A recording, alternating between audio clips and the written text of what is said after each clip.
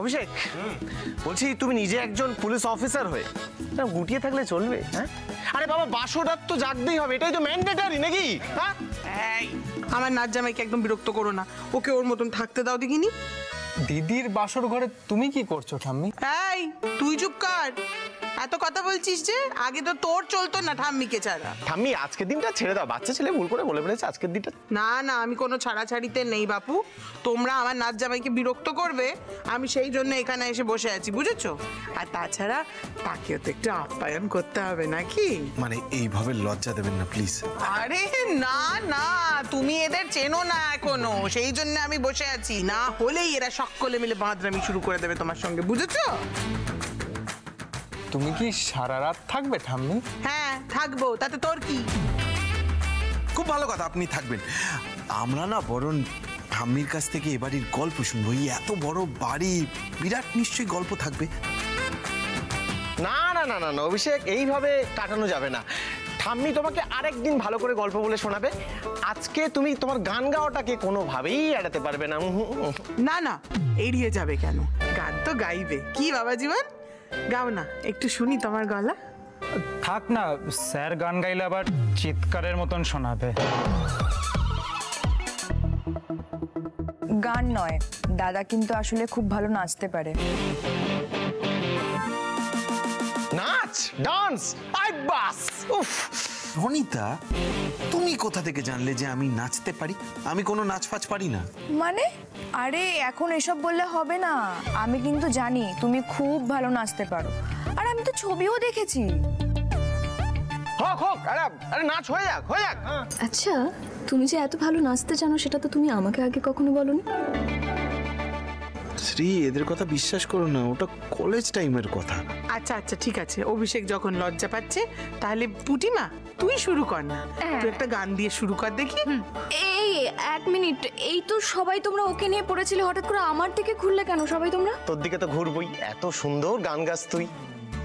না না, একটা গান ধর, গান ধর, গান ধর, কথা বলিস না, গান ধর। হ্যাঁ মা, গান কর একটা, ধর তো। গাও। ঠাম্মি আর বোবাই দাদাটা কেমন ফাঁসিয়ে দিল আমায়। আগে গাইতাম ঠিকই, কিন্তু কতদিন কোনো প্র্যাকটিস নেই, কিছু নেই। যদি বাজে হয়, অভিষেক কি ভাববে?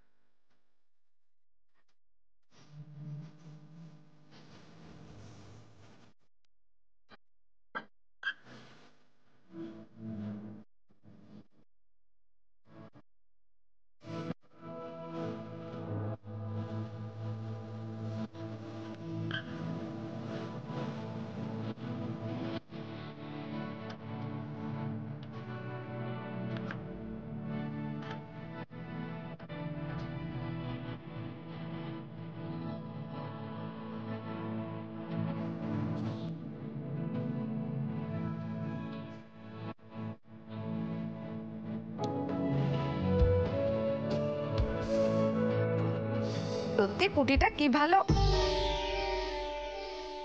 ও জেঠি, এসো না, ভেতরে এসো, এসো, বসো।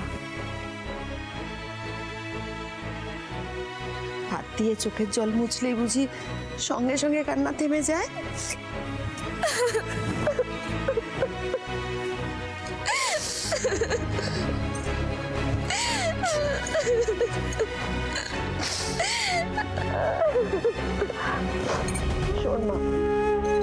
তুই হলি আমাদের সেই পর্ণা যে সব সময় সবাইকে বলে হাল ছাড়লে চলবে না, সবাইকে শক্ত হয়ে থাকতে হবে, কেউ কান্নাকাটি করবে না, কঠিন বাস্তবকে মেনে নিতে হবে। সেই পর্ণা দেখো, আজকে মেয়ে শ্বশুর বাড়ি যাচ্ছে বলে এত কান্না কাঁদছে। কিন্তু জেঠি আমি চুপ, চল ওখানে বস, বস, জল খাই একটু।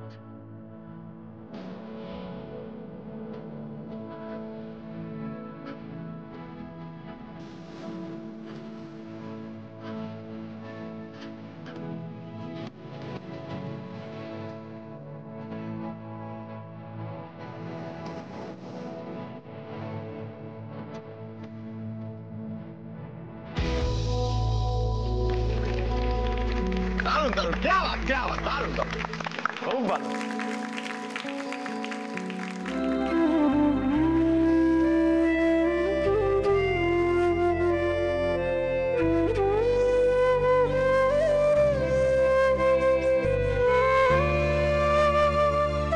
সত্যি সময় কেমন বয়ে যায় টের পাওয়া যায় না। আমাদের সেই ছোট্ট পুটি, তার আজ বিয়ে। জানিস তো, মেয়েরা কখন বড় হয়ে যায় বোঝাই যায় না। সেই তো, একদম ঠিক বলেছ। হ্যাঁ রে, এই তো দেখ না, আমি যখন ছোট ছিলাম দিব্যি হেসে খেলে বেড়াতাম, খানিকটা পড়াশোনা করলাম, আস্তে আস্তে বড় হলাম, তারপর হঠাৎ শুনলাম আমার সম্বন্ধ দেখা শুরু হয়েছে। তারপরেই দুম করে বিয়ে। বিয়ের পর সংসার, বাচ্চা, সময় কিভাবে কেটে গেল বুঝতেই পারলাম না।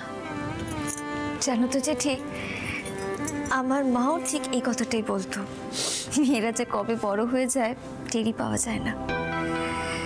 তবে জানো তো, আমার না খারাপ লাগছে সৃজনের কথা ভেবে। দেখো, পুটির ছোট থেকে বেড়ে ওঠার সমস্ত স্মৃতি তো আমাদের কাছে আছে বলো, মানে সেটাই স্বাভাবিক। কিন্তু সৃজন তো সেই ছোট্ট পুটিটাকে দেখেছে, তারপরে আবার এই বড় পুটিটাকে। মাঝখানের 20টা বছরের কিছুই রইল না সৃজনের কাছে। ও বা, এমন করে ভাবছিস কেন বলতো? তুই তো সব সময় বলিস বল, যা হয়ে গেছে সেটা নিয়ে আর একদম ভাবা চলবে না। সুতরাং তুমিও এটা নিয়ে একদম ভাববে না, কেমন? হ্যাঁ গুজি, ঠিক, তুমি একদম ঠিক বলেছো। আমি সত্যি আর এসব নিয়ে একদম ভাববো না। এই তো আমাদের লক্ষ্মী মেয়ে। আর তাছাড়া তুই ভাব, পুটিটা আমাদের কত ভাগ্যবতী, অভিষেকের মতন একটা ভালো মানুষকে নিজের জীবন সঙ্গী হিসেবে পেয়েছে। তবে হ্যাঁ, আমাদের পুটিও কম যায় না, সোনার টুকরো মেয়ে আমাদের। তুই যেমন শ্বশুর বাড়িতে এসে এই দত্ত বাড়িটা এক সুতোয় বেঁধে রেখেছিলিস, ঠিক তেমনই তোর মেয়েও ভালোবাসায় যত্নে নিজের শ্বশুর বাড়িকে এক করে রাখবে। হ্যাঁ গো জেঠি, আমি তো সেই আশীর্বাদই করি পুটিকে। আরও শ্বশুরবাড়ির লোকেরা, মানে অবিনাশ বাবু, সুনন্দা, ওরাও কিন্তু বেশ ভালো মানুষ, তাই না? সেই তো, ভালো শ্বশুর বাড়ি পাওয়াও তো ভাগ্যের ব্যাপার। নাহলে তুই ভাব না, তোর নিজের শাশুড়ির মন পেতে এতগুলো বছর সময় লেগে গেল। হ্যাঁ গো জেঠি, আসলে কি বলতো, সব মায়েরাই তো চায় তাদের খারাপ দিনগুলো যেন তাদের সন্তানদেরকে দেখতে না হয়। মানে আমরা যে স্ট্রাগল করেছি বা আমরা যে বাধাগুলো পেরিয়ে এসেছি, সেই কষ্টগুলো যেন আমার সন্তানকে কখনো পেতে না হয়। সত্যিই তাই, ফুটি যে এরকম একটা শ্বশুর বাড়ি পেয়েছে, অনেক ভাগ্যবতীও। হ্যাঁ, কিন্তু জানো তো জেঠি, পুটি শ্বশুরবাড়ির সবাই খুব ভালো, শুধুমাত্র ওই অভিষেকের মেজো ভাই, মানে অম্লানকে না আমার ঠিক লাগে না। উমা, কেন রে? তুই কিছু দেখেছিস বা শুনেছিস নাকি? অবশ্য তুই যখন বলছিস তার পেছনে নিশ্চয়ই একটা কারণ আছে। দেখো, কারণ বলতে ওর ওই হাব ভাব, কথাবার্তা, চালচলন, এগুলো না আমার একটু গন্ডগোলে লাগে। ও তারপর আমি একদিন দেখলাম, জানো, যে তুহিনার মায়ের সঙ্গে না অম্লানের খুব ভাব। আপনারা দুজন এখানে কি করছেন? উমা, সে কি রে? ওই মহিলা আমাদের বাড়িতে থাকেন, আমরাই ওনার কথা কিছু বুঝতে পারি না, আর তার সঙ্গে কিনা ওই অম্লান বলে চোরাটার ভাব। সেটাই তো জেঠি, আমার তো খটকাটা ওখানেই লাগছে। আমি তো বুঝতে পারছি না ওদের দুজনের কি এমন কথা থাকতে পারে। তারপরে দেখো, যখন অভিষেককে কিডন্যাপ করা হলো তখন কিন্তু অম্লানি গাড়িতে ছিল। এই সব কিছু মিল না না, সে তো বললো না যে বাথরুমে গেছিল। হ্যাঁ বললো, কিন্তু আমার কি মনে হচ্ছে জানিস? কি? দেখ, যৌথ পরিবারে 10 জন 10 রকম হয়। এই তুই ভাব না, আমাদের এই দত্ত পরিবার, এখানে সবাই একরকম। আমার বড় খোকা, মৌমিতা, এরা তোকে কম জ্বালিয়েছে? হ্যাঁ, কিন্তু তুই কি করেছিস? আলোকপর্ণা দত্ত সবার মাঝে হাটে হাঁড়ি ভেঙে দিয়েছিস। তুই একদম এসব নিয়ে ভাবিস না। আর তাছাড়া পুটি আমাদের লড়াকু মেয়ে, আজকের দিনের মেয়ে অনেক বেশি বোঝদার, অনেক বেশি চালাক চতুর। ও ঠিক লড়ে নেবে, নিজের জমি শক্ত করে ধরে থাকবে। তাছাড়া অবিনাশবাবু, সুনন্দা, ওনারা তো ভালো মানুষ, ওনারা ঠিক ওর পাশে থাকবে। শোন পর্ণা, তুই এসব নিয়ে একদম ভাববি না। আরে বাবা, তোদের এখন বিশ্রাম নেওয়ার পালা। পায়ের ওপর পা তুলে খবরের কাগজ পড়বি, চা খাবি, আর একটু বেশি বয়স হলে তীর্থে চলে যাবি। ও মা, তাই নাকি? তা কই, তুমি তো যাওনি? বাবারে, আমি যাব তীর্থে? এই বাতের ব্যথায় ওপর থেকে নিচে হতে পারি না। আমি বরং একেবারে আকাশে উঠতে যাব, তোদের জেঠুর সঙ্গে দেখা করে আসব। বহুদিন দেখা হয়নি লোকটার সাথে। আহ জেঠি, কি হচ্ছেটা কি? আজকে আমার মেয়ের বিয়ে, তুমি এর সমস্ত আজেবাজে কথা একদম বলবে না। আচ্ছা বাবা, বলবো না, বলবো না, হয়েছে? আর শোনো, এখন আমাদের কোথাও যাওয়া হবে না, বুঝতে পেরেছো? সেই অবকাশ আমাদের নেই, এখন অনেক কাজ বাকি। ও বাবা, আবার কি কাজ রে বন্যা? কি কাজ মানে? আমার গুণধর পুত্র শ্রীমান অর্পণ দত্ত, তার জন্য। তুমি তো জানোই জেঠি, চিরটা কালই পুটিকে নিয়ে আমার বেশি ভাবনা চিন্তা করতেই হয়নি। কিন্তু সত্যি বলতে মায়ের ভয়, মা কি ভাববেন, আবার অশান্তি হবে, এই সমস্ত ভেবে আমি চিরকালই নিজেকে অর্পণের থেকে দূরে সরিয়ে রেখেছিলাম। কিন্তু অর্পণটা যখন বড় হলো, তখন দেখছি একেবারে একটা অমানুষ তৈরি হয়েছে, অকালপক্ষ হয়েছে। নিজে দেখে শুনে এমন একটা মেয়েকে বিয়ে করে নিয়ে এলো বাড়িতে। ও পুটির বিয়েটা ভাঙার জন্য কি না কি করলো বলো তো? সত্যি বাবু, তো ছেলেটাকে নিয়ে সত্যিই চিন্তা হয়। আর ওই মহিলাকে নিয়ে তো আমার কিছু বলারই নেই। মেয়েকে যে কি শিক্ষা দিয়েছেন উনিই জানেন। সারাক্ষণ আইও আইও করে এদিক ওদিক ঘুরে বেড়াচ্ছেন, কান পেতে বেড়াচ্ছেন এদিক ওদিক। এই যে তুই বললি, এটা আমার কেমন লাগছে জানিস তো? ওই যে বললি না যে ওই অম্লানের সঙ্গে উনি কথা বলেছেন, ভাব জমেছে, আমার মনে হয় উনি যেচে পড়ে অম্লানের সঙ্গে কথা বলতে গেছে। সেটাই হবে হয়তো। তবে জেঠি, আমি আমার ছেলেটাকে কি করে বোঝাই বলো তো? এবার তো আস্তে আস্তে ওকে লাইফে সেটেল হতে হবে না, ওকে বোঝাতেই পারছি না। আর তার উপরে যদি ওর শাশুড়ি এইভাবে দিনের পর দিন এই বাড়িতে থাকে, সত্যি তোর না জীবনে শান্তি নেই।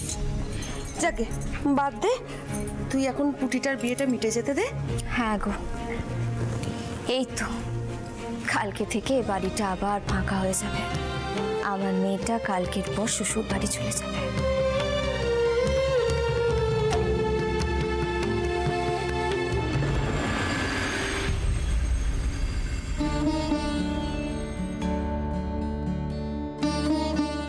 ঠিক আছে বাবা, ঠিক আছে।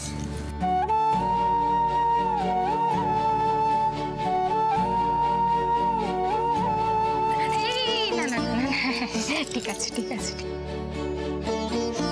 অভিষেক, পুটি আমাদের ভারী লক্ষ্মী মেয়ে।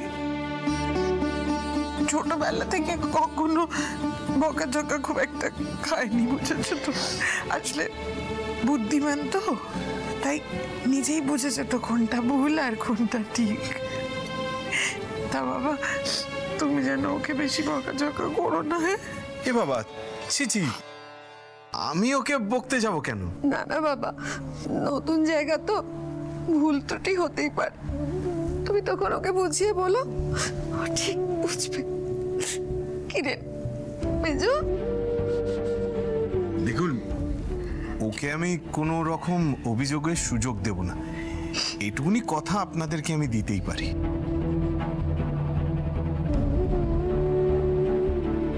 পুটি, পুটি মা, আমার অনেক বকেছি, অনেক শাসন করেছি, কিন্তু একবার থাকলেই বাবা থাকাচ্ছে।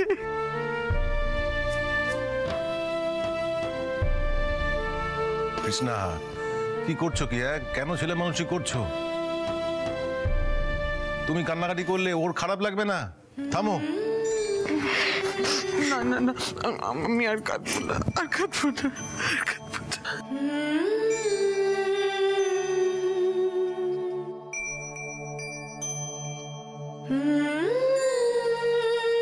ঠিক আছে, ভালো থাকিস, সুস্থ থেকো অভিষেক, ভালো থেকো তোমরা। পুটিমা, মাঝে মধ্যে একটু ফোন টোন করিস, খোঁজ খবর নিস, দাদু ঠাম্মি আছে না গেছে। তুমি এসব কথা মুখে আনবে না দাদু, তুমি একদম এসব কথা মুখে আনবে না। আমি তোমাকে রোজ ফোন করবো, প্রতিদিন ফোন করবো, আর এত বকবক করবো, এত বকবক করবো যে যতক্ষণ না তুমি বলছো কুটিরে বক তো আমার মাথাটা ধরে গেছে, আবার ততক্ষণ বক করবো তোমার সাথে। হীরা যা কাঁদান কাঁদছে, উফ, বিয়ের পরে এমন করে কাঁদতে আমি অন্তত কাউকে দেখিনি। ঢং যত। পাগলি মেয়ে।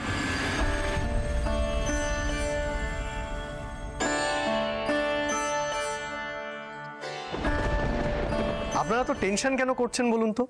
আপনাদের মেয়ে তো আর কলকাতার বাইরে যাচ্ছে না। আর তাছাড়া ও এখানে যতদিন খুশি যখন খুশি এসে থাকতেই পারে, আমাদের তরফ থেকে কেউ কোনোদিন কোনো বারণ করবে না। আর তাছাড়া আপনারাও যখন ইচ্ছে ওর সঙ্গে দেখা করতে যেতেই পারে।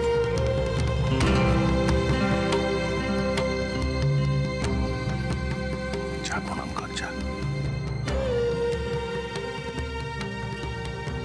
থাক মা, থাক থাক থাক বাবা।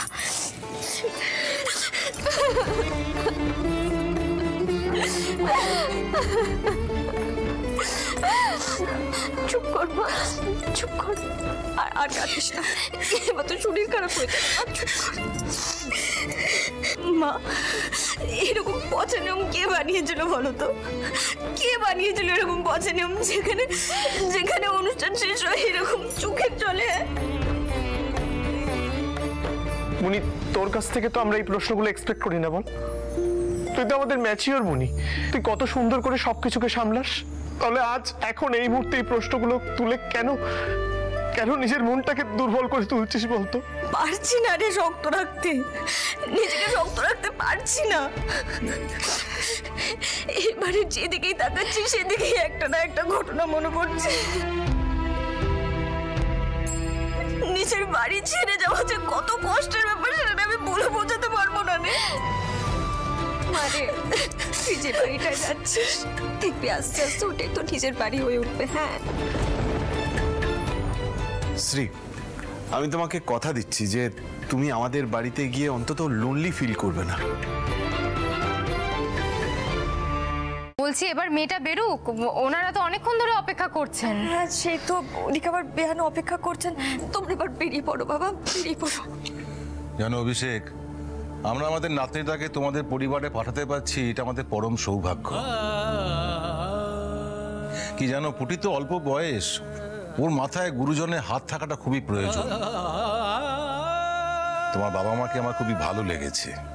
আমার মনে হচ্ছে যে তোমার বাবা মা ওকে খুব খুশিতে রাখবে, আনন্দে রাখবে, আগলে রাখবে। এমন আগলাবো না, সে আপনাদের ধারণার বাইরে। আপনারা একদম চিন্তা করবেন না, ওই বাড়িতে ও বাড়ির বউ নয়, বাড়ির মেয়ে হয়েই থাকবে।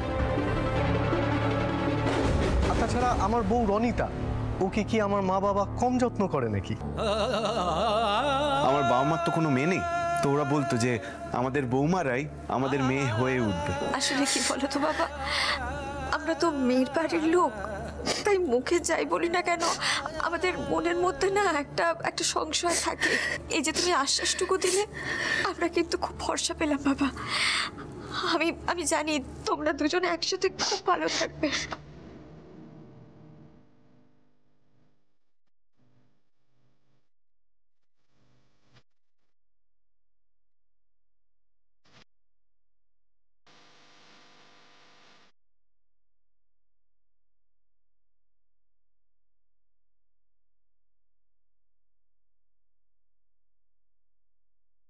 তুই এবার বিয়েটা কর বাবা দাদা। যা অবস্থা দেখছি, আমার বউ যদি বাড়ি আসার সময় এত কাঁদে তাহলে তো আমার কষ্ট হবে, তাই আমি বিয়েটাই করবো না। কথার কি ছিরি? এই শোন, এবার আমি তোর বিয়ে দেবই। গোষ্ঠী শুদ্ধ সবাই বিয়ে করে ফেলছে, আর তুই বিয়ে করবি না? হ্যাঁ আচ্ছা ঠিক আছে, দিদির বউ ভাতটা এখনো বাকি আছে তো, সেটা আগে খাও না, তারপর বুবাইদার বিয়েতে জমিয়ে খাওয়া দাওয়া হবে। তুই এবার পাকামিটা কম করতো। মা কি করছেটা কি? চুপ কর না মা, এটা তো তোরই বাড়ি, তোর যখন ইচ্ছা তুই চলে আসবি। আর কাঁদিস না, চুপ কর। আমি আসবো, তোমরা যাবে না বুঝি? হ্যাঁ, শ্রাদ্ধের খবর পেলে তো যেতেই হবে। মা জানো তো আজ পর্যন্ত তোমাকে ছেড়ে কোথাও যাওয়ার কথা আমি কখনো ভাবিনি। আমি পুরোপুরি তোমার উপর ডিপেন্ডেন্ট ছিলাম। মা, তোমাকে ছেড়ে আমি ওখানে থাকতে পারবো তো? পারবি মা, নিশ্চয়ই পারবি। সবাই পারে, আর তুই পারবি না? আরে বাবা, আমি কি আর সবকিছু শিখে বাড়িতে এসেছিলাম নাকি? কিন্তু ভুল ঠিক সবকিছুর মধ্যে দিয়ে আস্তে আস্তে আমি সব শিখে গেছি, তুইও শিখে যাবি। একদম এসব নিয়ে ভাবিস না। আর কি বলতো মা, যদি কখনো কোনো সমস্যা হয় সেটা কিন্তু মনের মধ্যে চেপে রাখবি না, মুখ ফুটে সবাইকে বলবি সে কথাটা। হ্যাঁ, যদি কখনো কোনো অশান্তি হয়, ঝগড়া হয়, সেটাকে কিন্তু মিটিয়ে নেওয়ার চেষ্টা করবি, জিয়ে রাখবি না। আর যতক্ষণ না পর্যন্ত সেটা মিটছে কথা বলবি, সময় দিবি, বুঝেছিস? আর একটা কথা সব সময় মনে রাখবি, তোর মা সব সময় তোর সঙ্গে রয়েছে। মনের সাহস নিয়ে নিজের নতুন জীবনের দিকে এগিয়ে যা।